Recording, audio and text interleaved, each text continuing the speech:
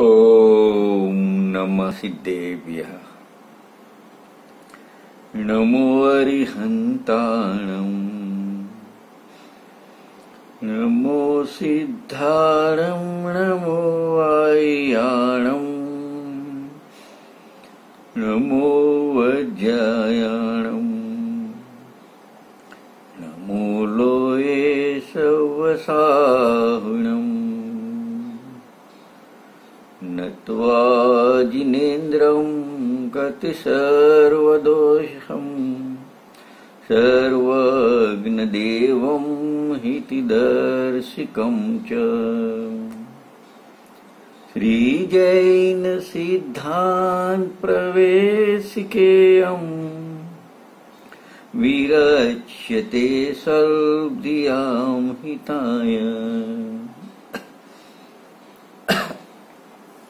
आदरणीय पंडित श्री गोपालदासजी बरियाकृत श्री लघु जैन सिद्धांत प्रवेशिकाનું ચોથો અધ્યાય છે, તેમાં ગુણસ્થાનનું પ્રકરણ ચાલે છે. આપણે આગળ 1 થી 7 ગુણસ્થાનોની ચર્ચા કરી. આજે આપણે જે સિદ્ધાંત પ્રવેશિકા છે એના પ્રશ્ન નંબર 432, 433 અને 434 આ 3 પ્રશ્નોની તથા 8મા અપૂર્વકરણ ગુણસ્થાનની ચર્ચા કરીશું. આ 8મું ગુણસ્થાન છે, એનું નામ અપૂર્વકરણ છે. અને જે શ્રેણીના ગુણસ્થાન આવે છે 14 ગુણસ્થાનમાં, એમાં શ્રેણીનું આ પ્રથમ ગુણસ્થાન છે. આપણને એમ થાય કે આ શ્રેણી શબ્દ નવો આવ્યો. આમ તો આગળના 7મા ગુણસ્થાનમાં એના પ્રશ્નો હતા, તેમ કે શ્રેણી કોને કહે છે. તો આપણે એને પહેલા 2 રીતે એની પરિભાષા સમજીશું. એક કર્મના નિમિત્તથી પણ સમજીશું અને બીજો જીવના પરિણામના નિમિત્તથી પણ શ્રેણીને સમજીશું. તો પહેલા એમાં કર્મના નિમિત્તથી આપણે શ્રેણીને સમજીશું કે જે ચારિત્ર મોહની કર્મ છે એની પ્રકૃતિઓ છે. એની ટોટલ 25 પ્રકૃતિઓ છે. અનંતાનુબંધી 4, અપ્રત્યાખાનાવરણ 4, પ્રત્યાખાનાવરણ 4 અને સ્વંજલનની 4. 4 ચોક 16 કહેવાય છે, 9 નો કસાય છે. એમાં જે અનંતાનુબંધી કસાયની 4 ચોકડી છે એ 4 પ્રકૃતિ એ 4 પ્રકૃતિઓ છોડી દો તો 21 પ્રકૃતિઓ થઈ. 21 પ્રકૃતિઓનો ઉપશમ કે ક્ષય થાય જ્યારે સ્વયં એના નિમિત્તે જીવના વૃદ્ધિગત થવાવાળા પરિણામ અથવા જીવની જે વિશુદ્ધિ થાય કે વિતરાગ પરિણામ થાય એને શ્રેણી કહેવામાં આવે છે. અને જીવ તરફથી આપણે વાત કરીએ જીવના ઉપાદાનની મુખ્યતાથી, તો જે મુનિરાજ છે સાતિશય અપ્રમત સૈયદ 7મા ગુણસ્થાનમાં, એમને જ્યારે શ્રેણીની તૈયારી થઈ જાય છે તો પછી એમની વિતરાગતા વધે છે. તો જેમ જેમ વિતરાગતા વધે એમ ગુણસ્થાન પણ વધે છે. એટલે ટૂંકમાં એવું કહે કે વિતરાગતા વધારતા વધારતા આગળ વધવું મુનિરાજનું, એને શ્રેણી કહેવામાં આવે છે. આ શ્રેણીના 2 ભેદ છે. એક ઉપશમ શ્રેણી પણ જીવ ચડી શકે છે અને શપક શ્રેણી પણ ચડી શકે છે. તો આપણને એમ થાય કે ઉપશમ શ્રેણી જીવ ક્યારે ચડે, કઈ રીતે ચડે છે. તો જ્યારે જ્યાં 21 કર્મ પ્રકૃતિઓ છે એનો ઉપશમ કરતા કરતા વિતરાગતા વધે અને એ મુનિરાજ વિતરાગતામાં આગળ વધે તો એ ઉપશમ શ્રેણી કહેવામાં આવે છે. અને ઉપશમ શ્રેણીના ગુણસ્થાન આપણે જોયા હતા 8, 9, 10 ને 11 એ 4 ગુણસ્થાન ઉપશમ શ્રેણીના ગુણસ્થાન છે. એવી જ રીતે આ 21 કર્મ પ્રકૃતિઓનો ક્ષય સાથે વિતરાગતા વધે છે તો એક શપક શ્રેણી કહેવામાં આવે છે. એના ગુણસ્થાન આપણે જોયા 8, 9, 10 અને 12મું ગુણસ્થાન એ શપક શ્રેણીના ગુણસ્થાન છે. હવે આપણે આ અપૂર્વકરણ ગુણસ્થાન છે એને સમજવા માટે આપણે એની પરિભાષા જોઈશું. તો આચાર્ય શ્રી નેમિચંદ્ર દેવે ગોમટસાળ જીવકાની 50 નંબરની ગાથા છે, એની અંદર આ અપૂર્વકરણ ગુણસ્થાનની પરિભાષા આપેલી છે. તો 8મું અપૂર્વ ગુણસ્થાન સમજાવવું છે એના પહેલા થોડી 7મા ગુણસ્થાનની વાત કરી એમને કે 7મા ગુણસ્થાને અધપ્રવૃત્તકરણ સંબંધી અંતઃમુહૂર્ત કાળ પૂર્ણ કરી. એટલે શું? અધપ્રવૃત્તકરણ એટલે કે જે સાતમા ગુણસ્થાનમાં આપણે જોયું હતું કે બે પ્રકારના મુનિરાજ હોય છે, એક સ્વસ્થાન અપ્રમત્સય દ્વારા અને સાતિશય અપ્રમત્સય દ્વારા. સ્વસ્થાન અપ્રમત્સય જે મુનિરાજ છે એ તો સાતમામાંથી પાછા નિયમથી છઠ્ઠામાં જાય અને છઠ્ઠામાંથી સાતમામાં આવે, સાતમામાંથી નિયમથી છઠ્ઠામાં જાય છે. અને જે સાતિશય અપ્રમત મુનિરાજ છે એમને શ્રેણીની તૈયારી થાય છે. તો સાતમામાં આયા, સાતમામાં છે તો સાતમામાંથી છઠ્ઠામાં નથી જતા, વિશેષ શુદ્ધાત્માનો આશ્રય લઈ વિશેષ પુરુષાર્થ, વિશિષ્ટ પ્રકારનો પુરુષાર્થ કરે છે અને એમના જે અમુક પ્રકારના વિશિષ્ટ પરિણામ થાય છે એને જ કહેવાય અધ પ્રવૃત્તકરણના પરિણામ. તો એ અંતર્મુહૂર્તનો સમય છે એ પૂરો થઈ જાય એટલે એમને એ સમયની અંદર, અંતર્મુહૂર્તના સમય છે એની અંદર અનંત ગુણી શુદ્ધિ એમને પ્રગટ થાય છે. અને શુદ્ધિ જે પ્રગટ થઈ તો એવા પરિણામ એમને પ્રાપ્ત થઈ જાય છે તો અપૂર્વકરણ ગુણસ્થાન કહેવામાં આવે છે. અપૂર્વ એટલે પૂર્વે ન હોય એવા, અને કરણ એટલે તો પરિણામ. તો આવી અનંત ગણી શુદ્ધિને પ્રાપ્ત થયેલા પરિણામ એ અપૂર્વકરણ ગુણસ્થાન કહેવામાં આવે છે. એટલે સાતમો સાતિશય અપ્રમત ગુણસ્થાનની વાત કરીએ તો એની અંદર શું હતું કે ઉપરીમ સમયવર્તી જીવના પરિણામ અને નિમ્ન સમયવર્તી જીવના પરિણામોમાં સમાનતાનું હોવું એ અનુકુષ્ટિ છે. મતલબ કોઈ મુનિરાજને આપણે સપોઝ લઈએ છે કે જે એમનો અંતર્મુહૂર્તનો કાળ હોય એમાં 50 સમય પાસ કર્યા છે અને એમને જે વિતરાગતા થઈ એ ઉપતરીન થયા, ઉપરના થયા. અને કોઈ બીજા મુનિરાજ છે એમને હજુ 25 સમય જ થયા છે અને એમને જેટલી વિતરાગ થાય છે તો બંનેની વિતરાગતા સમાન હોઈ શકે છે. એટલે એમના પરિણામોની સમાનતા સાતમા ગુણસ્થાનમાં, સાતિશય અપ્રમત વિરસ ગુણસ્થાનમાં હોઈ શકે છે અને અનિકુષ્ટિ રચના થઈ એમ કહેવામાં આવે છે. એ અનિકુષ્ટિ કહેવામાં આવે છે. અને જ્યારે સાતિશય અપ્રમત ગુણસ્થાનવર્તી મુનિરાજને આવા બિન સમયવર્તી પરિણામોની સદસ્યતા થાય છે ત્યારે એને અનુકુષ્ટિ રચના કીધી અને આ અધ પ્રવૃત્તકરણ પણ કહેવામાં આવે છે. એવું કાર્ય થયું, અધ પ્રવૃત્તકરણનું કાર્ય થયું એમ કહેવામાં આવે છે. જે એમાં જે સમાનતા પરિણામની બતાવી ઉપરના અને નીચેના, એવી સમાનતા આઠમા અપૂર્વકરણ ગુણસ્થાનમાં થઈ શકતી નથી. કારણ કે આઠમા અપૂર્વકરણ ગુણસ્થાનમાં તો પ્રત્યેક સમયે જીવના પ્રત્યેક પરિણામ પૂર્વ પર્યાયની અપેક્ષાએ જે નવો થાય અપૂર્વ પૂર્વે ન હોય એવો, અપૂર્વ પૂર્વે ના હોય એવો, એટલે કે અધિક વિતરાગતાને પ્રાપ્ત હોય છે. એટલે આઠમા અપૂર્વક ગુણસ્થાનમાં તો એક સમયના પરિણામોની સમાનતા બીજા સમયના પરિણામ સાથે ક્યારે થઈ શકતી નથી. અને એનો મતલબ એ થયો કે બિન સમયવર્તી જીવોના પરિણામ અસમાન જ હોય છે અને સમાન પરિવારથી જીવોના પરિણામ સમાન પણ હોય અને અસમાન પણ હોય છે. બીજું, આ ગુણસ્થાનનું આખું નામ આપણે જોવું હોય તો અપૂર્વકરણ પ્રવિષ્ટ શુદ્ધિ સંયત. અપૂર્વકરણ શોર્ટમાં બોલીએ છીએ આપણે ગુણસ્થાનનું નામ. અપૂર્વ એટલે પૂર્વે ન હોય એવા અને કરણ એટલે પરિણામ. પણ આખું નામ છે અપૂર્વકરણ. પ્રવિષ્ટ એટલે પ્રાપ્ત થયેલા, પૂર્વે ન હોય એવા, પ્રવિષ્ટ એટલે પ્રાપ્ત થયેલા, શુદ્ધિ સંયત એટલે કે કોઈ અનુપમ શુદ્ધિ, કોઈ નવી, કોઈ અલગ પ્રકારની શુદ્ધિ, એને શુદ્ધિ સંયત એ એનું આખું નામ છે. એટલે એનો શબ્દાર્થ જોઈએ તો અપૂર્વ, એટલે નહીં ને પૂર્વ એટલે પહેલા, એને કહેવાય અપૂર્વ એટલે અત્યંત નવીન એક વાત. ત્યાં કરણ એટલે પરિણામ, અર્થાત પૂર્વમાં ક્યારે પણ પ્રગટ થયા ન હોય એવા અનુપમ શુદ્ધ પરિણામો. અને પ્રવિષ્ટ એટલે પ્રવેશ, મેળવવો એટલે પ્રાપ્તિ થઈ. શુદ્ધિ એટલે શુદ્ધો ઉપયોગ અને સંયત એટલે શુદ્ધાત્મ સ્વરૂપમાં સમ્યક પૂર્વકની લીનતા. તો આ રીતે આખું નામ છે અપૂર્વકરણ પ્રવિષ્ટ શુદ્ધિ સંયત. એ આઠમા ગુણસ્થાનનું નામ છે.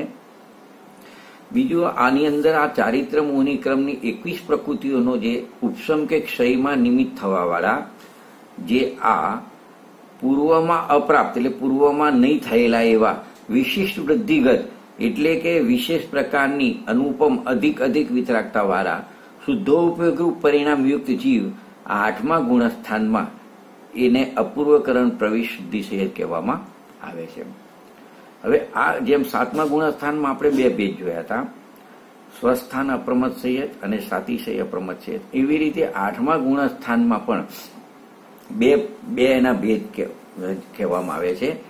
એક ઉપશમક અપૂર્વકરણ અને ક્ષપક અપૂર્વકરણ એવા બે ભેદ એને જોવામાં આવે છે. હવે આપણે આ ગુણસ્થાનનો સમ્યક્ત્વ અપેક્ષાએ વિચાર કરીએ. આપણે આ ગુણસ્થાનનો તો જો 8મા અપૂર્વકરણ ગુણસ્થાનમાં દ્વિતીયોક્ષમ સમ્યક્ત્વ અને ક્ષાયિક સમ્યક્ત્વ આ બંને પ્રકારના સમ્યક્ત્વમાંથી મુનિરાજને કોઈ પણ એક સમ્યક્ત્વ હોય છે. એક વાત થઈ. મતલબ જે ઔક્ષમિક સમ્યક્ત્વ હતું એના બે ભેદ હતા, પ્રથમોક્ષ સમ્યક્ત્વ અને દ્વિતીયોક્ષ સમ્યક્ત્વ. એમાંથી પ્રથમોક્ષ સમ્યક્ત્વ વાળો જીવ ના હોય, નિયમથી દ્વિતીયોક્ષમ સમ્યક્ત્વ વાળું જોઈએ. બીજો ક્ષાયોક્ષમ સમ્યક્ત્વ વાળો જીવ પણ અહીંયા ના હોય. કેમ કે આ શ્રેણીનું ગુણસ્થાન છે. અને ક્ષાયોક્ષમિક સમ્યક્ત્વમાં આપણે જોયું હતું કે સમ્યક્ત્વને બાધા નથી પહોંચાડતા, છતાં પણ એવા ચલમલ અગાઢ દોષ હોય છે જે શ્રેણીને બાધક હોય છે. એટલે ક્ષાયોક્ષમિક સમ્યક્તવાળા જીવ પણ અહીં હોતા નથી. એટલે હવે રહ્યા એક તો દ્વિતીયક્ષમ સમ્યક્તવાળા અને બીજા રહ્યા ક્ષાયિક સમ્યક્તવાળા. તો એ બેમાંથી કોઈ પણ એક સમ્યક્ત્વ આ જીવને જોવા મળે છે.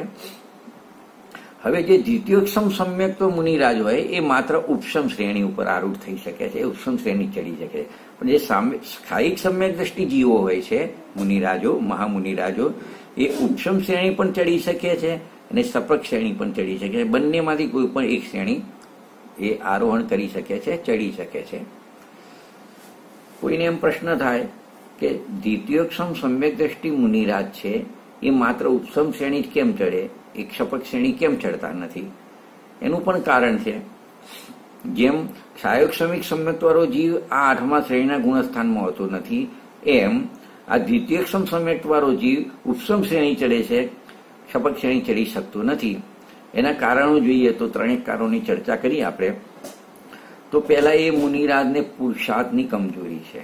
જો સમ્યક્ત્વમાં કોઈ દોષ નથી, સમ્યક્ત્વ તો દ્વિતીયોક્ષમ સમ્યક્ત્વ ક્ષાયિકવત નિર્મળ જ છે, પણ એની પુરુષાર્થની કમજોરી છે. મતલબ ક્ષાયિક સમ્યક દ્રષ્ટિ જીવ પાસે જેટલો પુરુષાર્થ હોય છે એટલો પુરુષાર્થ આનો હોતો નથી. એટલે પુરુષાર્થની કમજોરીના કારણે જે મુનિરાજ સમ્યક્ત્વની બાધક એવી દર્શન મોહની ક્રમનો સત્તામાંથી એમને નાશ કર્યો નથી, ઉપશમ કર્યો છે પણ નાશ કર્યો નથી. તો પછી ચારિત્ર મોહની ક્રમનો નાશ કરવાનો તો પુરુષાર્થ વધારે હોય. દર્શન મોહનીના નાશ કરવા માટે જે પુરુષાર્થ જોઈએ એના કરતા ચારિત્ર મોહની ક્રમનો પુરુષાર્થ વધારે જોઈએ. માટે એમને હજુ દર્શન મોહની ક્રમનો ઉપશમ કરી રાખ્યો છે, એનો ક્ષય કર્યો નથી. માટે ચારિત્ર મોહની ક્રમનો નાશ કરવાનો ઉગ્ર પુરુષાર્થ કરી શકતા નથી. માટે સપક શ્રેણી ચડી શકે નહીં. કારણ કે સપક શ્રેણીમાં તો આ જે દર્શન મોહની ક્રમ ને બધી જે આ ચારિત્ર મોહની ક્રમની બધી પ્રકૃતિઓનો શું કરવું પડે છે? ક્ષય હોય છે. એટલા માટે પહેલા દર્શન મોહની કર્મનો ક્ષય થાય, પછી ક્ષાયિક સમ્યક દ્રષ્ટિ થાય, પછી જ ચારિત્ર મોહની કર્મની પ્રકૃતિઓનો ક્ષય થાય છે. બીજું કારણ એક એવું છે કે જે મુનિરાજની શ્રદ્ધા છે ભલે નિર્મળ થઈ છે, વિતરાગતા રૂપ થઈ ગઈ છે, પણ ભવિષ્યમાં એમાં પાછું મલિનતા થવાની સંભાવના છે. મોહની કર્મનો ઉદય આવી જાય તો શ્રદ્ધા પાછી મલિન થઈ જાય છે. તો આવા મુનિરાજની વર્તમાનકાળની પર્યાયમાં જે ચારિત્ર મોહની ક્રમના ક્ષય કરવા માટેની યોગ્યતા હોતી નથી. કારણ કે શ્રદ્ધાની ક્ષાયિક રૂપ પરિપૂર્ણ નિર્મળ દશા પ્રગટ થયા પછી જ આ ચારિત્ર મોહની કર્મોની પ્રકૃતિની નાશ કરવાનો, પૂર્ણતા કરવાનો પુરુષાર્થ જાગૃત થાય છે. એનું એક કારણ એ પણ છે કે પહેલા સીધો સિમ્પલ હિસાબ એનો લગાવો તો પહેલા નિયમથી દર્શન મોહની કર્મનો સંપૂર્ણ સત્તામાંથી નાશ થાય એટલે ક્ષય થાય, પછી જ ચારિત્ર મોહની કર્મનો નાશ થાય એવો જે ક્રમ છે. અને દ્વિતીયોક્ષમ સમ્યક દ્રષ્ટિને દર્શન મોહની કર્મનો ક્ષય હોતો નથી, માત્ર એનો શું હોય છે? ઉપશમ હોય છે. આ બધી રીતે આપણે વિચારીએ તો ચારિત્ર મોહની ક્રમનો નાશ કરવા માટે જે સપક શ્રેણી ચડવાની હોય એ દ્વિતીયોક્ષમ સમ્યક્તવાળો આ સપક શ્રેણી ચડી શકતો નથી. હવે ચારિત્ર અપેક્ષાએ આપણે વિચાર કરીએ. આપણે પેલું સમ્યક્ત્વ અપેક્ષાએ વિચાર કર્યો, તો ચારિત્ર અપેક્ષાએ વિચાર કરીએ તો જે વાસ્તવિક રીતે આપણે વિચારીએ તો 6, 7મા ગુણસ્થાનમાં આપણે જોયું હતું કે ક્ષાયોક્ષમિક ચારિત્ર ઘટિત કર્યું હતું આપણે પરિભાષા ઉપરથી. એવી જ રીતે 8મા, 9મા અને 10મા સૂક્ષ્મ સાંપ્રદાયિક ગુણસ્થાનના અંતિમ સમય સુધી પણ આ ક્ષાયોક્ષમિક ચારિત્ર જ ઘટિત થાય છે. છતાં પણ અહીંયા ઉપચારથી એને બે નામ ચારિત્ર નામ મળવામાં છે, ઉપશમિક ચારિત્ર કે ક્ષાયિક ચારિત્ર. તો એવા બે નામ કેમ આપવામાં આવે છે આપણે એને જોઈશું. કે જો જ્યારે જીવ 11મા ગુણસ્થાનમાં ઉપશાંત મોહ ગુણસ્થાનમાં જાય છે ત્યારે એને ચારિત્ર મોહની બધી જ પ્રકૃતિઓનો ઉપશમ થઈ જાય છે, એટલે એની વખતે ઉપશમ ચારિત્ર કહેવામાં આવે છે. એ જ રીતે જીવ જ્યારે આ શ્રેણી ચડી, 8મામાં આવીને શ્રેણી ચડ્યો છે, તો એ ક્ષપક શ્રેણી ચડે અને 12મા ક્ષીણમો ગુણસ્થાનમાં જાય તો બધી જ ચારિત્ર મોહની પ્રકૃતિઓનો ક્ષય થઈ જાય છે અને ક્ષાયિક ચારિત્ર કહેવામાં આવે છે.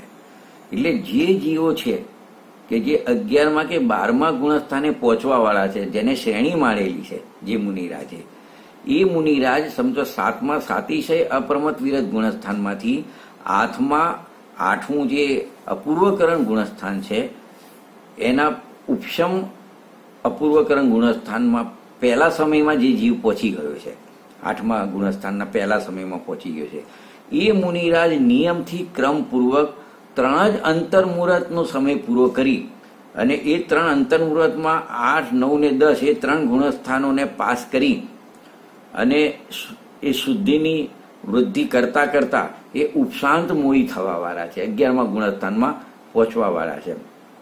એટલે એમને ક્ષાયોક્ષમ ચારિત્ર એ વખતે હોવા છતાં પણ અપૂર્વકરણ 8મા ગુણસ્થાનના પહેલા સમયમાં બધા જ ચારિત્ર મોહની ક્રમ પ્રકૃતિઓનો ઉપશમ કરવાની શક્તિ છે એ અપેક્ષાએ, અને કરવાના પણ છે, શ્રેણી માળી છે, એ અપેક્ષા એમને ઉપચારથી ઉપશમિક ચારિત્ર આપણે કહીએ તો એમાં કોઈ વાંધો આવતો નથી. આ રેફરન્સ ધવલ 5 નંબરના પુસ્તકમાં 205 નંબરના પેજ ઉપર છે. ગોમટસાર જીવકાંડની ગાથા 14મી છે તથા ગોમટસાર કર્મકાંડની 20મી ગાથા છે, અને ભાવ દીપિકાનું 226 ને 227 નંબરના પેજ ઉપર આ રીતે વર્ણન કરેલું છે. આપણે આ જોઈ ઉપશમ શ્રેણીવાળા મુનિરાજની. આ જ રીતે ક્ષપક અપૂર્વકરણ ગુણસ્થાન વર્તી, જે આપણે 2 ભેદ જોયા હતા ને, ઉપશમ અપૂર્વકરણ ને ક્ષપક અપૂર્વકરણ. તો હવે ક્ષપક અપૂર્વકરણ ગુણસ્થાન વર્તી મુનિરાજ છે, એમની પાસે તો પુરુષાર્થ ઉપશમ શ્રેણીવાળા કરતા પણ વધારે પુરુષાર્થ છે, એક વાત. બીજું કે ત્યાં એક શરત હતી કે એમને પહેલા સમયમાં આવ્યા 8મા ગુણસ્થાનમાં અને વચ્ચે મરણ ન થાય એમનું, તો એ નિયમથી એ 3 અંતર્મુહૂર્ત પૂરા કરીને 8મું, 9મું ને 10મું ગુણસ્થાન પાસ કરીને 11મામાં પહોંચતા હતા. તારે અહીંયા તો એક તો પુરુષાર્થ વધારે છે ઉપશમ શ્રેણીવાળા મુનિરાજ કરતા, ક્ષપક શ્રેણી મુનિરાજનો પુરુષાર્થ વધારે છે. બીજું, ક્ષપક શ્રેણી ચડવાવાળા મુનિરાજનું ક્યારે શ્રેણીમાં મરણ પણ થતું નથી, મરણ થવાનો અપવાદ ત્યાં હોય છે, અહીંયા હોતો નથી. માટે આ મુનિરાજ તો 8માના પ્રથમ સમયથી માત્ર યથાયોગ્ય 3 અંતર્મુહૂર્ત પૂરા કરી નિયમથી ક્ષાયિક ચારિત્રવત થઈ જાય છે. આ કારણે અપૂર્વકરણ જે 8મું ગુણસ્થાન છે એના પહેલા સમયથી જ એમને ઉપચારથી ક્ષાયિક ચારિત્ર પણ કહેવામાં આવે છે, એમાં કોઈ આપત્તિ હોતી નથી. આમ આપણે ઉપર પ્રમાણે જોયું કે 8મા અપૂર્વકરણ ગુણસ્થાનમાં જે ઉપશમ શ્રેણી ચડવાવાળા જીવ છે, ઉપશમક અપૂર્વકરણ મુનિરાજ, અને કે જેમને ઉપશમિક ચારિત્ર છે, અને ક્ષપક શ્રેણી ચડવાવાળા ક્ષપક અપૂર્વકરણ મુનિરાજ જેમની પાસે ક્ષાયિક ચારિત્ર છે, તો એટલે એમને ફરી બોલું છું, 8મા અપૂર્વકરણ ગુણસ્થાનમાં ઉપશમ શ્રેણી ચડવાવાળા મુનિરાજ છે, એમને ભલે ક્ષાયોક્ષમિક ચારિત્ર છે પણ એમને ઉપશમિક ચારિત્ર કહેવામાં અને કહેવાય છે, અને ક્ષપક શ્રેણી ચડવાવાળા ક્ષપક મુનિરાજને ઉપચારથી ક્ષાયિક ચારિત્ર કહેવામાં આવે છે.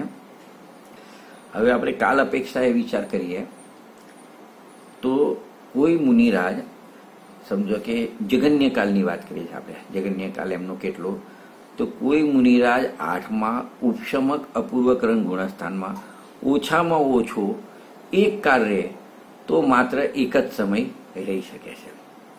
તેમાં 7મામાંથી કોઈ સાતિશય અપ્રમત વિરત મુનિરાજ ઉપશમ શ્રેણી ચડવા માટે 8મા ગુણસ્થાનમાં આવે અને પહેલા સમયમાં, એના પહેલા ભાગમાં તો મરણ થતું નથી,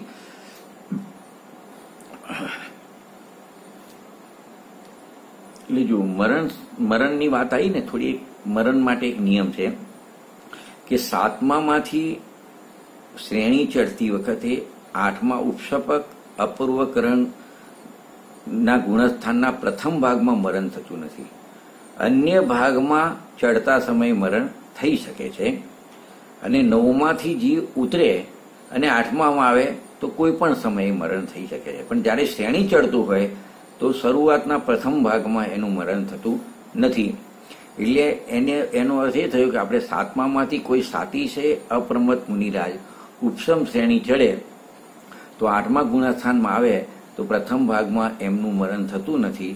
એટલે કોઈ મહામુનિરાજ 11મા ઉપશાંતમું ગુણસ્થાનમાંથી ઉતરતા સમયે નીચે અપૂર્વકરણ ગુણસ્થાનમાં આવે અને ત્યાં માત્ર એક જ સમય રહે અને એમના આયુષ્યનો ક્ષય થઈ જાય તો મરણની અપેક્ષાએ આ અપૂર્વ ગુણસ્થાનનો કાળ એક સમય છે.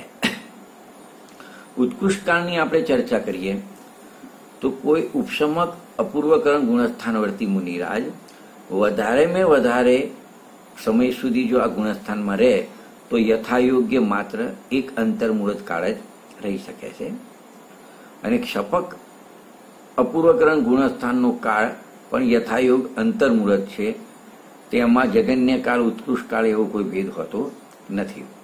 મધ્યમ કાળની વાત કરીએ તો ઉપશમક અપૂર્વકરણ ગુણસ્થાનનો મરણની અપેક્ષાએ મધ્યમ કાળ જોઈએ તો જગન્ય કાળ એક સમય હતો એનાથી ઉપરનો 2 સમય 3 સમય 4 સમય આદિ લઈ અને યથાયોગ અંતર્મુહૂર્ત કાળ હતો ત્યાં સુધી એની વચ્ચેના જે બધા કાળ હોય એ બધો મધ્યમ કાળ કહેવામાં આવે છે. હવે આ ગુણસ્થાનમાં આપણે ગમનાગમનનો વિચાર કરીશું. એમાં પહેલા ગમનનો વિચાર કરીશું અને ગમન આપણે 8માંથી ઉપરની તરફ વિચારીએ તો 8મા ઉપશમક કે ક્ષપક અપૂર્વકરણ ગુણસ્થાનવર્તી મુનિરાજ ઉપરની તરફ જાય તો નિયમથી 9મા અનિવૃત્તિકરણ ગુણસ્થાનમાં જેમનું ગમન થાય છે. હવે 8મામાંથી નીચે ઉતરતા વાત કરીએ તો 8મા ઉપશમક અપૂર્વકરણ ગુણસ્થાન મુનિરાજ ત્યાં ઉપર ચડવામાં બંને હતા, ઉપશમક અને ક્ષપક. ઉતરવામાં ક્ષપક વાળા તો ચડ્યા પછી ઉતરતા નથી, એટલે ઉતરવામાં માત્ર ઉપશમક અપૂર્વકરણ ગુણસ્થાનવર્તી મુનિરાજ શ્રેણીથી ઉતરતા હોય તો નિયમથી 8મામાંથી 7મામાં અપ્રમત વિરત ગુણસ્થાનમાં જેમનું ગમન થાય છે. અને જો 8મા ગુણસ્થાનવર્તી મુનિનું 8મા ગુણસ્થાનમાં જ મરણ થઈ જાય તો તત્કાલ જ મરણ તો એ ગુણસ્થાનમાં થયું, પણ વિગ્રહ ગતિનો પહેલો સમય આવે એ પહેલા સમયમાં એ ચોથા અવિરત સમ્યક્ત્વ નામના ગુણસ્થાનમાં એમનું ગમન થઈ જાય છે. હવે આગમન કરીએ તો આ ગુણસ્થાન 8મું છે. એમાં આગમન કયા ગુણસ્થાનથી થાય છે તો નીચેથી લઈએ તો નીચેના 7મા અપ્રમત વિરત ગુણસ્થાનમાંથી જેમનું આગમન થાય છે. અને ઉપરથી લઈએ તો ઉપર શ્રેણીના ગુણસ્થાન છે તો શ્રેણીથી ઉતરતા સમયે ઉપરનું જે 9મું ગુણસ્થાન છે એ 9મા ગુણસ્થાનમાંથી આ 8મા ઉપશમક અપૂર્વકરણ ગુણસ્થાનમાં એમનું આગમન થાય છે. શપક શ્રેણી મુનિરાજ તો નીચે ઉતરતા નથી. આમ 8મા શપક અપૂર્વકરણ ગુણસ્થાનમાં આગમન માત્ર નીચેથી જોઈએ તો 7મા ગુણસ્થાનમાંથી થાય છે. શપકની વાત કરી તો એમનું 7મામાંથી 8મામાં તો આવું થાય છે, પણ ઉપરના કોઈ ગુણસ્થાનમાંથી આવું થતું નથી. કેમ કે શપક શ્રેણીવાળા નીચે પડતા નથી. હવે આપણે થોડો એનો વિશેષ અપેક્ષાએ વિચાર કરીએ કે આ ગુણસ્થાનની વિશેષતાઓ, જેમ આપણે 7મા ગુણસ્થાનની પણ જોઈ હતી, દરેક ગુણસ્થાનની જોઈ હતી. તો આમાં જે 4 આવશ્યક કાર્યો જે આપણે જોયા હતા 7મા ગુણસ્થાનમાં કે એક તો પ્રતિ સમય અનંત ગણી વિશુદ્ધિ 1 નંબર, 2 નંબરમાં સ્થિતિ બંધાપ શરણ, 3 નંબરમાં પ્રશસ્ત પ્રકૃતિઓનો અનુભાગ અનંત ગણો વધવો અને 4 નંબરમાં અપ્રશસ્ત પ્રકૃતિઓનો અનુભાગ અનંત ગણો ઘટવો. એ જે 4 આવશ્યક 7મા સાતિશય અપ્રમત ગુણસ્થાનમાં શરૂ થયા હતા એ 8મામાં પણ હોય છે, 8મા પછી 9મામાં હોય છે અને 10મા ગુણસ્થાન સુધી આ 4 કાર્યો થતા જ રહે છે. એટલે દરેક ગુણસ્થાનમાં એની વિશેષતામાં 4 કાર્યો આવશે. પહેલા નંબરની વિશેષતામાં. બીજા નંબરની વિશેષતાનો વિચાર કરીએ તો જે પૂર્વબદ્ધ કર્મો છે, જે પહેલા બંધાયેલા કર્મો છે ને સત્તામાં પડેલા છે, એ કર્મોનો પૂર્વબદ્ધ કર્મોનો અસંખ્યાત ગણો સ્થિતિકાંડક ઘાત થાય છે. તો આપણને એમ થાય સ્થિતિકાંડક ઘાત એટલે શું? તો જો આપણે સ્થિતિબંધાપસરણ જોયું હતું 7મા ગુણસ્થાનમાં કે ત્યાં સ્થિતિબંધાપસરણ થતું હતું, એ અહીંયા પણ થાય છે, પણ અહીંયા સ્થિતિકાંડક ઘાત પણ થાય છે. તો સ્થિતિબંધાપસરણ એટલે શું? તો સ્થિતિબંધાપસરણમાં જે નવા કર્મો બંધાતા હોય, નવા કર્મો જીવને બાંધે છે. સાતિશય 7મું જે સાતિશય અપ્રમદ ગુણસ્થાનમાં જે અધઃ પ્રવૃત્તિકરણનું નિમિત્ત હતું, એના નિમિત્તે નવા બંધારા કર્મો જે છે એ ઉત્તરોત્તર અલ્પસ્થિતિબંધ વાળા બંધાય છે, અલ્પસ્થિતિ વાળા થાય છે. એ કાર્યને સ્થિતિબંધાપસરણ કહે છે. અને એ 7મામાંથી કાર્ય શરૂ થયેલું હોય છે. અહીંયા આપણે સ્થિતિકાંડક ઘાત જોવું છે. તો એ જે 8મા ગુણસ્થાનમાં થાય છે સ્થિતિકાંડક ઘાત, એમાં એના પરિણામ છે અપૂર્વકરણ એનું નામ છે. એટલે અપૂર્વ પરિણામો જે થતા રહે છે, વિશેષ વૃદ્ધિ, વિતરાગતાની વૃદ્ધિના એના કારણે પૂર્વબદ્ધ જે કર્મો છે એની સ્થિતિનો કાંડક ઘાત થાય છે. એટલે સ્થિતિકાંડક ઘાતમાં શું થાય છે કે પૂર્વે બાંધેલા જે કર્મો સત્તામાં પડ્યા છે એ ઘણા સમય પછી ઉદયમાં આવવાના છે, એવી એમની યોગ્યતા હોય એવા કર્મોનું સ્થિતિઓનું વિશિષ્ટ પ્રમાણથી ઘટવું થાય છે. એટલે કે જે લાંબી સ્થિતિઓ વાળા હતા, મોડા ઉદયમાં આવવા હતા, એમની સ્થિતિઓ ઘટી અને ઓછી સ્થિતિ થઈ જાય છે. એટલે વહેલા ઉદયમાં આવવા લાગી જાય છે અને કર્મોથી માણસને નિવૃત્તિ નિજરાત જોઈએ છે. એટલે કર્મોથી છૂટવા માટેનો એનો કાળ પાકે છે.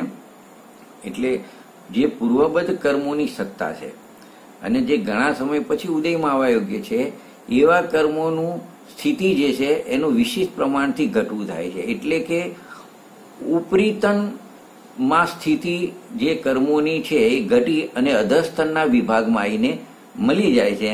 આને સ્થિતિકાંડક ઘાત કહેવામાં આવે છે. હવે 3 નંબરની વસ્તુ, જેમ સ્થિતિકાંડક ઘાત થાય છે એવી રીતે અસંખ્યાત ગણો અનુભાગ કાંડક ઘાત પણ થાય છે.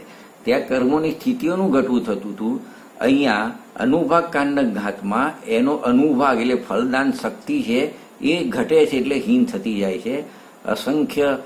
અસંખ્યાત ગણી હીન થતી જાય છે. કે પહેલા સમયમાં સમજો ઉદયમાં આવવાના જે પાપ કર્મોનો જે અનુભાગ હોય તેના આગળના સમયના ઉદયમાં આવવાના જે કર્મો છે એ અસંખ્યાત ગણો અનુભાગ એનો ઘટી એની શક્તિ હીન થાય ફળ આપવાની, અને એવો અસંખ્યાત ગણો અનુભાગ કાંડક ઘાત અહીંયા થાય છે, પછી ઉદયમાં આવે છે. 4 નંબરની વાત કરીએ તો અસંખ્યાત ગણી નિજરા થાય છે આ ગુણસ્થાનમાં. એટલે જો અપૂર્વકરણ પરિણામો એના છે, એના નિમિત્તથી જે પૂર્વબદ્ધ કર્મો છે એની ગુણ શ્રેણી નિજરાનો પ્રારંભ થાય છે. ગુણ શ્રેણી નિજરા એટલે પહેલા સમયમાં જેટલા કર્મોની નિજરા થાય એના કરતા બીજા સમયમાં તેના કરતા અસંખ્યાત ગણી વધારે નિજરા થાય, એના કરતા ત્રીજા સમયમાં એનાથી પણ અસંખ્યાત ગણી નિજરા થાય છે. અને આવો ક્રમ ભવિષ્યમાં અખંડ રૂપથી જ્યાં સુધી 12મા ગુણસ્થાનનો અંતિમ સમય ના આવે ત્યાં સુધી આ ચાલતું રહે છે, ગુણ શ્રેણી નિજરા. આને જ અસંખ્યાત ગણી નિજરા થઈ એમ કહેવામાં આવે છે. એટલે અહીંયા 2 કાર્યો એક સાથે જોવામાં આવે છે, ગુણ શ્રેણીની રચના અને ગુણ શ્રેણી રૂપ નિજરા. એ બંને કાર્યો ક્રમથી જીવના વૃદ્ધિગત પરિણામોથી સ્વયંમેવ થતા જ રહે છે. એટલે જો જે પોતાના સ્વભાવના આશ્રયથી નિરંતર શુદ્ધિની વૃદ્ધિ થયા કરે છે જીવમાં, એને કહેવાય ગુણ શ્રેણી રૂપ કાર્ય કહેવાય. અને એ જ વખતે કર્મોનું પોતાની મેળે ગુણ શ્રેણી રૂપ નિજરા થવી કર્મોની, એ પૂતગલના પોતાના ઉપાદાન કારણથી થતું કાર્ય છે. તો આ પ્રકારે આપણે 4 વિશેષતા જોઈ. 5મી વિશેષતા જોઈએ તો એમાં ગુણ સંક્રમણ થાય છે. જો ગુણ શ્રેણી નિજરા અને ગુણ સંક્રમણ એ 2 અલગ અલગ વસ્તુ છે. ગુણ સંક્રમણ થવું એટલે શું થાય, અથવા એમ પણ કહી શકે કે અનેક અશુભ કર્મ પ્રકૃતિઓ છે એ શુભ કર્મ પ્રકૃતિઓમાં બદલાઈ જાય છે. એટલે આપણે એને ગુણ સંક્રમણ કહેવાય. એટલે ગુણ સંક્રમણ સમજ્યા પહેલા આપણે સંક્રમણ થાય એટલે શું થાય એ આપણે થોડું જોઈ લઈએ. તો જો સંક્રમણ થવું એટલે શું, કે જે આપણે પ્રકૃતિઓની ચર્ચા કરતા હોઈએ, આ તો 8મું ગુણસ્થાન છે, એટલે અશુભ કર્મની પ્રકૃતિઓ શુભમાં સંક્રમિત થાય છે, પણ નીચેના ગુણસ્થાનોમાં શુભની પ્રકૃતિઓ પણ અશુભમાં એટલે પુણ્ય પણ પાપમાં થતી હોય છે. એ બંને સંક્રમણ કહે છે. તો વિવક્ષિત કર્મ પ્રકૃતિઓના પરમાણુનું સજાતીય અન્ય પ્રકૃતિરૂપ પરિણમન થવું એને સંક્રમણ કહેવામાં આવે છે. એને આપણે જોઈએ કે જેમ કે જીવના વિશુદ્ધ પરિણામના નિમિત્તથી એને પૂર્વે જે બંધાયેલી સાતાવેદની કર્મ પ્રકૃતિઓના પરમાણુ છે, તો એ જીવના વિશુદ્ધ પરિણામનું નિમિત્ત પામી સાતાવેદની રૂપમાં એનું પરિણમન થઈ જાય છે.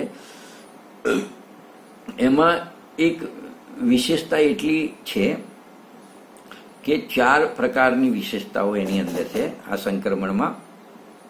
એક તો મૂળ પ્રકૃતિઓમાં પરસ્પર સંક્રમણ થતું નથી, એટલે જ્ઞાનાવરણનું દર્શનાવરણીનું જ્ઞાનાવરણીમાં કે આપસમાં મૂળ પ્રકૃતિઓમાં એક તો પરસ્પર સંક્રમણ થતું નથી. 2 નંબર, 4 આયુ કર્મોનું આપસમાં સંક્રમણ થતું નથી. મનુષ્ય, દેવ, નારકી ને તિર્ય છે, એનું એકબીજામાં પરસ્પર સંક્રમણ થતું નથી. 3જી વાત, મોહની કર્મના જે ઉત્તર ભેદ છે, તો એમાં દર્શન મોહના ચારિત્ર મોહ એવા 2 ભેદ છે. તો દર્શન મોહનું ચારિત્ર મોહમાં સંક્રમણ થતું નથી કે ચારિત્ર મોહની કર્મનું દર્શન મોહની કર્મમાં સંક્રમણ થતું નથી. પણ એ ચારિત્ર મોહનીના જે ભેદો છે એનું અંદર અંદર સંક્રમણ થાય. જેમ તો દર્શન મોહની કર્મની જે પ્રકૃતિઓ 3 છે એનું અંદર સંક્રમણ થાય, અને ચારિત્ર મોહની કર્મની જે 25 પ્રકૃતિઓ છે એનું એ 25ની અંદર જે તે પ્રકારે સંક્રમણ થાય છે. તો આ પ્રકારે 4 પ્રકારની વિશેષતાઓ એની અંદર રહેલી છે. એટલે આ સંક્રમણમાં રહસ્યની વાત એક એવી છે કે જીવના મોરાદેશ પરિણામ જે હોય છે એના નિમિત્તથી પૂર્વે જે કોઈ બી કર્મો બંધાયેલા છે એ બંધાઈ ગયા તો બદલાયા વગર જેવા બંધાયા એવા ને એવા સત્તામાં પડી રહે અને એવા જ ઉદયમાં આવશે એવો કોઈ નિયમ હોતો નથી. એટલે કેમ, એનું પણ કારણ છે કે જીવના પરિણામ તો નિરંતર નવા નવા થતા રહે છે. હવે પૂર્વે જે પ્રકારના કર્મો બંધાયેલા છે, જે રૂપથી બંધાયેલા છે અને સત્તામાં પડેલા છે, પણ જીવના નવા નવા પરિણામ બદલાય છે, તો એનું નિમિત્ત પામી અને સત્તામાં પડેલા કર્મોમાં એની પ્રકૃતિઓમાં પણ પરિવર્તન સ્વયમેવ થતું રહે છે. એ કારણે તેથી સમજો કે કોઈ જીવે ખૂબ પૂર્વમાં પાપ કરેલા છે અને પાપ કર્મો બાંધેલા છે, તો એને ખૂબ ચિંતા થતી હોય તો કે પૂર્વે જે પાપ કર્મો બાંધ્યા છે એની ચિંતાથી ખેદ કે આકુળ વ્યાકુળ થવાની જરા પણ આવશ્યકતા નથી. તું તારા વર્તમાન પરિણામ સંભાળી લે તો પૂર્વે ગમે તેટલા પાપ કર્યા છે એ પાપ પ્રકૃતિઓ સંક્રમિત થઈને પુણ્યમાં થઈ જશે. એટલે જીવના પરિણામના નિમિત્તે પાપ પ્રકૃતિઓનું પુણ્ય પ્રકૃતિમાં સંક્રમણ થાય છે. એવી રીતે ઉલટું બી થાય કે તું પુણ્ય ગમે તેટલું બાંધ્યું છે, પણ જો વર્તમાનમાં પાપ કરી તો તારું બધું પુણ્ય કરેલું પૂર્ણ પ્રકૃતિઓ બાંધેલી છે પુણ્ય રૂપે જ સત્તામાં નહીં રહે, અને સત્તામાં પુણ્ય રૂપે નહીં તો ઉદયમાં પણ પુણ્ય રૂપે નહીં આવે. એનું પણ સંક્રમણ થઈને એ બધી પ્રકૃતિઓ પાપ રૂપે થઈ જશે. એને આપણે ઉદાહરણથી સમજવું. એક સિમ્પલ ઉદાહરણ છે કે જેમ કોઈ ધનવાન પુરુષ હોય, એને 25 વર્ષ પહેલા અત્યંત ઉત્સાહ અને ધર્મ ભાવનાથી સમજો લાખો રૂપિયા ખર્ચ્યા અને એને કોઈ જીનબીમની પ્રતિષ્ઠા કરાઈ, ગ્રંથો છપાયા અને બધાને પ્રભાવના આપી. આવા વ્યવહાર ધર્મમાં એને સમજો કે લાખો રૂપિયા ખર્ચ્યા, અને એ વખતે એના જેવા જેવા પરિણામો થયા એ અનુસાર એને વિશેષ પ્રકારનો પુણ્ય પણ એ સમયે એને બાંધ્યો હતો. હવે વર્તમાન કાળમાં એવું થયું કે ધનવાન પુરુષને પૂર્વે કોઈ પાપ બી બાંધ્યું હોય તો એ પાપ કર્મનો ઉદય આવે અને અત્યારે એને દરિદ્રતા આવી ગઈ. હવે દરિદ્ર આવતા એવું વિચારે છે કે અત્યારે હું પૈસે ટકે ખાલી થઈ ગયો, પણ જો 25 વર્ષ પહેલા મેં આટલા બધા લાખો રૂપિયા ધર્મ કાર્યમાં ખર્ચ્યા, એ ના ખર્ચ્યા હોત તો આજે એ પૈસા મારી પાસે હોત તો હું આજે ગરીબ ના હોત. તો જો વર્તમાન પૂર્વે એને જે ધર્મમાં પૈસા ખર્ચ્યા પ્રભાવના આદિ વ્યવહાર ધર્મના કાર્યોમાં, પુણ્ય બાંધ્યું, પણ વર્તમાન કાળના આવું ચિંતન કર્યું કે મેં પૈસા ના ખર્ચ્યા હોત તો સારું, તો હવે આવા અશુભ ચિંતવનથી એને બાંધેલું જે પુણ્ય કર્મ હતું એ તો સત્તામાં પડ્યું હતું, તો પહેલામાં પહેલું તો એ હીન થવા લાગે છે. અને જેમ જેમ એ વિચારો પ્રબળ થતા જાય છે, અશુભ ચિંતવનના વિચારો, તો એ પુણ્ય કર્મ સંક્રમિત થઈ અને પાપ કર્મ રૂપે થઈ જાય છે. અને જ્યારે ઉદયમાં આવે તો બાંધ્યું તું પુણ્ય અને ઉદયમાં આવ્યું પાપનો ઉદયમાં આવ્યો, તો આને સંક્રમણ કહેવામાં આવે છે. આ જ પ્રકારે પાપનું સંક્રમણ થઈને પુણ્ય પ્રકૃતિ રૂપે પણ થઈ શકે છે. બીજી આ ગુણસ્થાનની એક વિશેષતા એ છે, છેલ્લી 6 નંબરની, કે ભિન્ન ભિન્ન સમયવર્તી જીવોના પરિણામ અસમાન જ હોય છે. જેમ અધપ્રવૃત્તકરણમાં એટલે 7મા ગુણસ્થાનમાં ભિન્ન ભિન્ન સમયવર્તી જીવોના પરિણામો સરખા પણ હોઈ શકે છે. આપણે જોયું હતું આગળના અને પાછળના પરિણામો ઓછા સમયવાળા અને વધારે સમયવાળા મુનિરાજો હોય, બંનેના પરિણામોની વિતરાગતા સરખી પણ હોઈ શકે છે. પરંતુ આ અપૂર્વ ગુણસ્થાનમાં એવું બની શકતું નથી. અપૂર્વ ગુણસ્થાનવર્તી જીવોના ભિન્ન ભિન્ન સમયવર્તી પરિણામ ઉત્તરોત્તર ભિન્ન ભિન્ન જ હોય છે. જેમ જેમ આગળ વધે એમ એના પરિણામો પણ અપૂર્વ હોય છે, ભિન્ન ભિન્ન જ હોય છે. અને સમાન સમયવર્તી જીવોના પરિણામ હોય એ સમાન પણ હોય અને અસમાન પણ હોઈ શકે છે. હવે આપણે લઘુ જૈન સિદ્ધાંત પ્રવેશિકામાં 8મા અપૂર્વકરણ ગુણસ્થાનના બંધ ઉદયને સત્તા સંબંધી 3 પ્રશ્નો છે, 332, 333 અને 334. એમાં પૂછ્યું છે કે 8મા અપૂર્વ ગુણસ્થાનમાં કેટલી પ્રકૃતિઓનો બંધ થાય છે, કેટલી પ્રકૃતિઓનો ઉદય હોય છે અને કેટલી પ્રકૃતિઓની સત્તા હોય છે. તો જો તેનો ઉત્તર જોઈશું ક્રમથી આપણે, કે આ 8મા અપૂર્વકરણ ગુણસ્થાનમાં 58 પ્રકૃતિઓ 58 પ્રકૃતિઓનો બંધ થાય છે. એક વાત એટલે બંધને આપણે નિપટી દીધું, 58 પ્રકૃતિઓનો બંધ થાય છે. અને ઉદયની વાત કરીએ તો 72 પ્રકૃતિઓનો ઉદય હોય છે. અને સત્તાની વાત કરીએ તો આમાં પર 3 પ્રકારે ચર્ચા થશે, 3 પ્રકારની સત્તા બતાવવી પડશે. કેમ કે આ 8મું જે ગુણસ્થાન છે ને, અપૂર્વકરણ ગુણસ્થાન એ શ્રેણીનું ગુણસ્થાન છે. અને શ્રેણી 2 પ્રકારની હોય છે. આપણે જોયું હતું કે ઉપશમ શ્રેણી ને સપક શ્રેણી. એમાં જે દ્વિતીયક્ષમ સમ્યક્વી જીવ હોય છે એ માત્ર ઉપશમ શ્રેણી ચડે છે, અને ક્ષાયિક સમ્યક દ્રષ્ટિ જીવ ઉપશમ શ્રેણીએ ચડે છે અને સપક શ્રેણીએ ચડે છે. તો એ દરેકની સત્તામાં ફરક હોય છે. એ આપણે જોવા માંગીએ છીએ કે જો એમાં પહેલા 1 નંબર જોઈએ, પહેલા દ્વિતીયક્ષમ સમ્યક દ્રષ્ટિ જીવની ઉપશમ શ્રેણીની વાત કરીએ, એ ઉપશમ શ્રેણી ચડે છે. તો દ્વિતીયક્ષમ સમ્યકવાળા જીવ માત્ર ઉપશમ શ્રેણી ચડે છે. અને એને 8મા ગુણસ્થાન વખતે એમને 142 પ્રકૃતિઓની સત્તા હોય છે. 142 પ્રકૃતિઓની એમને શું હોય છે? સત્તા હોય છે. હવે દ્વિતીયક્ષમ સમ્યક્ત્વની વાત પતી. હવે ક્ષાયિક સમ્યક્વી જીવ જે છે, ક્ષાયિક સમ્યક દર્શન એની વાત કરીએ તો ક્ષાયિક સમ્યક દર્શન વાળા જીવ છે એ બંને પ્રકારની શ્રેણી ચડતા હોય છે. એ ઉપશમ શ્રેણી પણ ચડી શકે છે અને સપક શ્રેણી પણ ચડી શકે છે. તો જ્યારે એ ઉપશમ શ્રેણી ચડે છે તો ઉપશમ શ્રેણી ચડે એ વખતે એમને 139 પ્રકૃતિઓની સત્તા હોય છે. અને જ્યારે તેઓ સપક શ્રેણી ચડે ત્યારે તેમને કુલ 138 પ્રકૃતિઓની સત્તા હોય છે. આ રીતે આપણે લગભગ અપૂર્વકરણ 8મું જે ગુણસ્થાન છે એની અંદર જે દરેક ગુણસ્થાનોમાં જે પોઈન્ટની આપણે ચર્ચા કરતા આવ્યા છીએ કે ગુણસ્થાનની પરિભાષા શું, એ ગુણસ્થાનનું સામાન્ય સ્વરૂપ શું છે, પછી એ ગુણસ્થાનનો કાળ જોઈએ, મધ્યમ, જગન્ય અને ઉત્તમ કાળ, પછી એ ગુણસ્થાનમાં ગમનાગમનની વાત આપણે કરીએ, અને એ ગુણસ્થાનની કોઈ વિશેષ પ્રકારની વિશેષતાઓ શું હોય છે, અને એ ગુણસ્થાનની અંદર આપણે બંધ, ઉદય અને સત્તા કઈ કઈ પ્રકૃતિનો હોય છે, એમ લગભગ બધી જ ચર્ચા આપણે 8મા અપૂર્વકરણ ગુણસ્થાનની પણ કરી.